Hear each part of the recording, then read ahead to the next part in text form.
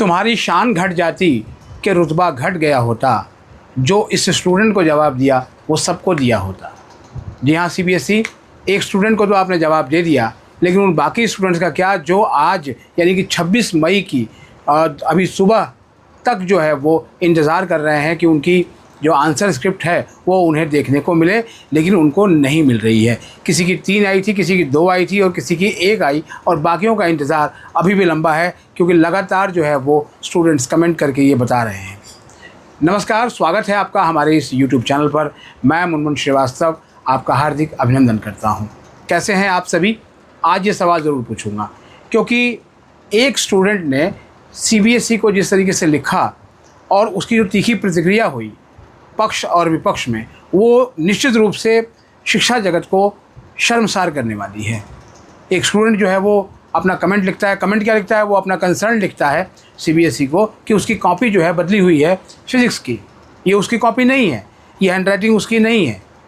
उस पर जो है वो सीबीएसई जवाब दे, इसके पहले कई और लोगों का जवाब आता है। और मतलब बड़े हास्यास्पद स्थिति है कि देश में लोकतंत्र को चलाने की जिम्मेदारी, फोर्थ पिलर कहा जाता है डेमोक्रेसी का, मीडिया को, पत्रकारिता को। मैं भी एक पत्रकार हूँ, ताकि अपना काम हम अच्छे से करें और जो भी कहीं पर अगर गलत घटित हो रहा है तो उसको उजागर करें। बावजूद इसके हम झूठे सच्चे आक्षेप लगाएं, और जब हंगामा हो तो फिर आप जो है वो बिल्कुल जो है वो पीछे हट जाएं। किसी विवाद में नहीं पड़ूंगा, क्योंकि विवाद कल बहुत हुआ, लेकिन उस विवाद से स्टूडेंट्स की समस्याओं का हल निकलता हुआ नहीं दिख रहा है।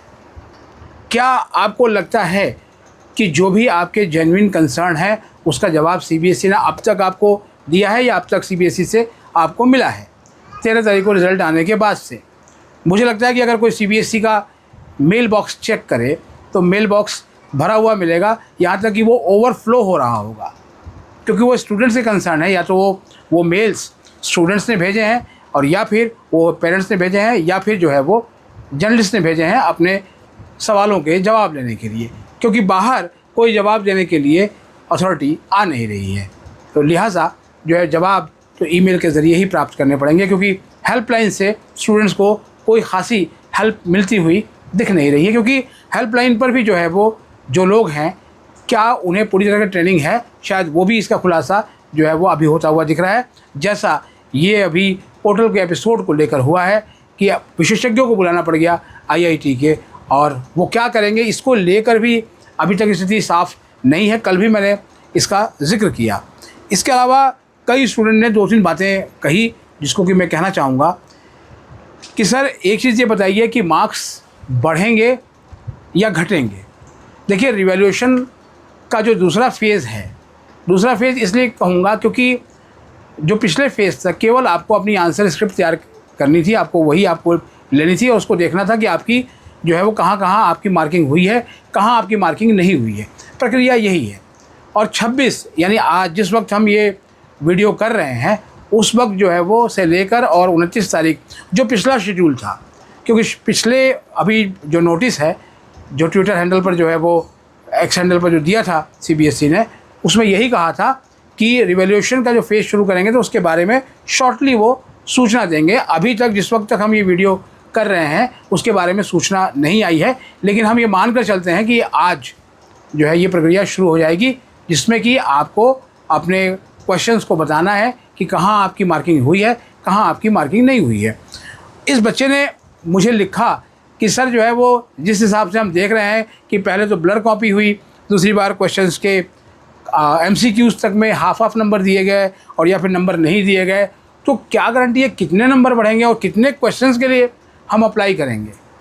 अपने आप पे बहुत बड़ा सवाल है, क्योंकि जितने क्वेश्चंस होंगे उतने क्वेश्चंस के लिए आपको 25 रुपये जो है वो सीबीएसई को देने होंगे। अगर आपने 5 पेपर मंगाए हैं और पाँचों पेपर में अगर आपके मान लिया कि 15-15, 20-20 क्वेश्चंस में है, तो उसी हिसाब से आपको पैसा जो है वो जोड़कर देना होगा पेमेंट। लेकिन मार्क्स कितने बढ़ेंगे इसका फॉर्मूला फ़िलहाल जो है वो रिवील नहीं हुआ है, क्योंकि जो पीछे सारी कवायद चल रही थी उसमें तो यही हुआ कि अगर 1 मार्क्स भी कम होंगे तो उसे घटाया जाएगा, 1 मार्क भी बढ़ा तो उसे बढ़ाया जाएगा, यही सब कुछ है। लेकिन बहुत स्पष्ट ये सारी चीज़ें नहीं हैं। तो जो स्टूडेंट ये उम्मीद लगाए हुए हैं कि उनको जो है 75% या अबव मार्क्स उनके हो जाएंगे और उनकी एलिजिबिलिटी बन जाएगी जेईई के लिए। उनके बारे में मैं ये कहूँगा कि अभी थोड़ा सा जो है वो धैर्य रखें, अभी बहुत सावधानी से अपने टीचर्स से अपने आंसर स्क्रिप्ट को लिखवा लें, क्योंकि उसके बाद ही अप्लाई करें, क्योंकि केवल आपको अप्लाई ही नहीं करना है, आपको साथ में उसका एक्सप्लेनेशन भी देना है। अब आपको इस स्टूडेंट के किस्से से आते हैं कि स्टूडेंट ने एक बहुत जेन्युइन कंसर्न लिखा। सीबीएसई बार बार अपने हर नोटिस में कह रही है कि every genuine concern will be addressed. अब जेन्युइन किसका कंसर्न जेन्युइन है और किसका कंसर्न जेन्युइन नहीं है, ये कौन बताएगा? उस बच्चे ने जब लिखा तो उसका जो कंसर्न जेन्युइन था, लेकिन जिस हिसाब से हमले हुए, जिस हिसाब से चीज़ों को प्रेजेंट करने की कोशिश की गई, वो तो फिर कुछ और ही कहानी कह रही थी। चलिए, इस एक स्टूडेंट ने तो अपनी बात सीबीएसई तक पहुंचा दी। हो सकता है कि ऐसे हज़ारों या लाखों स्टूडेंट होंगे जो अपनी बात पहुंचाना चाह रहे होंगे, लेकिन वो नहीं पहुंचा पा रहे हैं। तो उनकी कंसर्न का क्या? अब जब सीबीएसई ने ऑफिशियली अपने एक्स हैंडल पर उस छात्र के कंसर्न का जवाब दिया है, तो उसको लेकर भी कई सारे जो है वो बातें एक्स हैंडल पर हो रही हैं कि देखा, सीबीएसई ने बहुत ही अच्छे से जवाब दे दिया, बहुत ही प्रॉम्प्टली। आपने एक का जवाब दे दिया और बाकियों का क्या? मैं पूछता हूँ उन सभी पेरेंट्स और स्टूडेंट से कि आपने जो कुछ लिखा था सीबीएसई को, क्या उसका जवाब आपको मिला? क्या आपके मेल का रिवर्ट आया? जो एक्स हैंडल पे अगर आपने कोई पोस्ट की थी, क्या उस पर जो है वो सीबीएसई की ओर से ऑफिशियली, यहाँ मैं कहूँगा आपको ऑफिशियली, आपको कोई रिवर्ट मिला? तो फिर कैसे कह सकते हैं आपकी हर जेन्युइन कंसर्न का आप जो है वो रिप्लाई कर रहे हैं? मार्क्स अगर नहीं मिले हैं तो क्या वो जेन्युइन कंसर्न नहीं था, बट आपने उसका खुलासा नहीं किया? ब्लर आंसर स्क्रिप्ट को लेकर भी अभी भी कोई भी जो है सीबीएसई की ओर से बात सामने नहीं आई है ऑफिशियली कि ब्लर कॉपियाँ क्यों हैं, कॉपियों के पन्ने मिसिंग कहाँ हैं, जैसा कि आरोप लगाया है स्टूडेंट्स ने कि उनकी सप्लीमेंट्री आंसर स्क्रिप्ट गायब है। तो जब सप्लीमेंट्री आंसर स्क्रिप्ट गायब तो क्या होगा? एक बच्चे ने लिखा कि सर मैंने बाकी के 2 पेज में 5-5 नंबर के 2 क्वेश्चंस किए थे, लेकिन वो सप्लीमेंट्री शीट मेरी दिख नहीं रही है। तो जब सप्लीमेंट्री शीट आपको दिख नहीं रही है तो आपको उसके नंबर कहाँ से देंगे? और या फिर वो जो बच्चा है वो कहाँ से अपील करेगा कि हाँ मेरे उस क्वेश्चन में मार्क नहीं मिले हैं, और या मेरा वो क्वेश्चन जो है वो अनचेक्ड है, क्योंकि उसके पास तो है ही नहीं। आप तो कह देंगे कि नहीं नहीं जो है वो आपके पास तो थी ही नहीं। तो ये सारी चीज़ों में ना जो है अब नौतपा शुरू हो गया है, और नौतपा के साथ साथ जो है वो ये 9 दिन जो जेठ के महीने के तपने वाले होते हैं, सारे पेरेंट्स का, सारे स्टूडेंट का दिमाग तप रहा है।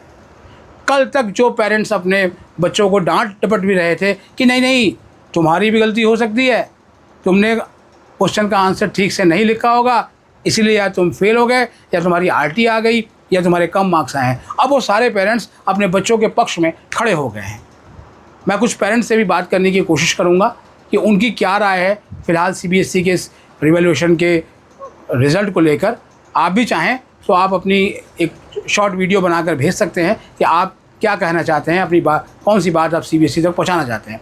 फ़िलहाल आज मैं यही कहूँगा कि आप धैर्य रखें और इंतज़ार करते रहें सेकेंड फेज़ के शुरू होने का। और जिन स्टूडेंट्स की कॉपी अभी तक नहीं आई है, तो उसमें विशेषज्ञों ने यही कहा है कि आप अपने मेल बॉक्स का स्पैम ज़रूर चेक करें, कॉपी हो सकता है स्पैम में हो। फ़िलहाल आज के लिए इतना ही। हमारे चैनल पर नए हैं तो चैनल को सब्सक्राइब कर लें और इसे अपने दोस्तों के बीच शेयर करें, और कमेंट करके अपना सवाल ज़रूर लिखें। और ये वीडियो अगर आपको अच्छी लगी तो लाइक करके हाइप ज़रूर दें। मिलते हैं एक और एपिसोड के साथ, तब तक के लिए नमस्कार।